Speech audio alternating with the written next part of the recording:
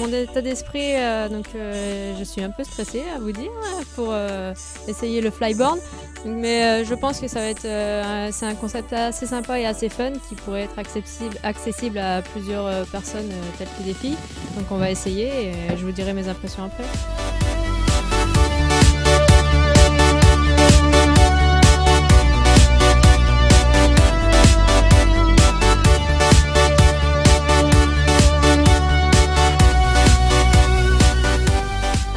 Le flyboard, comme je vous ai dit, c'est vraiment un concept super génial. Je viens d'essayer, je me suis régalée, j'ai fait un quart d'heure dans l'eau très fraîche et pourtant je me suis très bien amusée. Un peu complexe au départ pour se lever, mais dès qu'on a le coup en main, c'est parti et c'est super génial, franchement j'adore.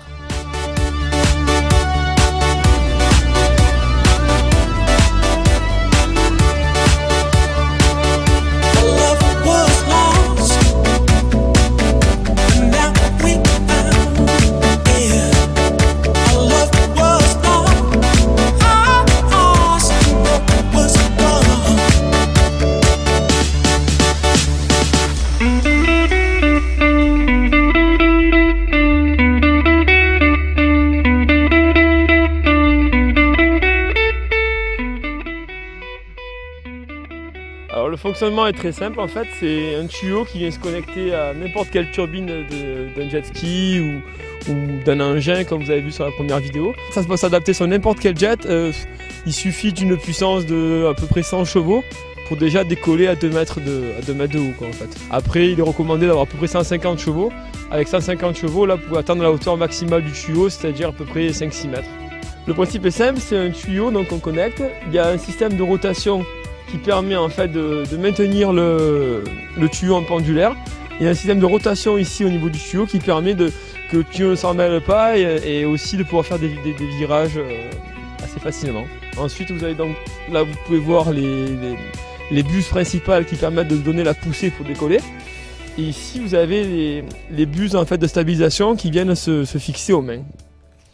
Alors en fait, on a 3 versions au niveau du flyboard.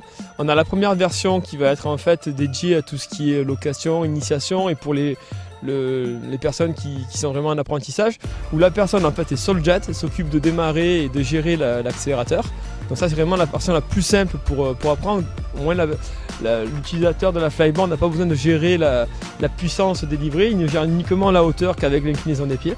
Ensuite on a la deuxième version de la flyboard qui là permet en fait de démarrer, d'avoir un coupe-circuit, d'arrêter le jet depuis la flyboard, mais aussi d'accélérer grâce à en fait un potentiomètre qui passe le long du tuyau.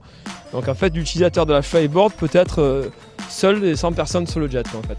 Il y en a la troisième version qui sera commercialisée que dans 1 an ou 2, où là carrément on a construit en fait un engin qui est ni plus ni moins équipé d'un moteur marin comme un jet et d'une turbine, mais monté directement à l'envers pour pouvoir propulser l'eau directement dans le tuyau vers l'avant, qui n'est pas conçu pour prendre des vagues comme un jet, donc beaucoup plus léger, beaucoup plus petit, et du coup on arrive à des performances et des vitesses de vol beaucoup plus importantes. Avec un jet en 250 chevaux, vous allez atteindre à peu près 25 km/h, là on arrive avec l'autre engin à atteindre à peu près 40 km/h.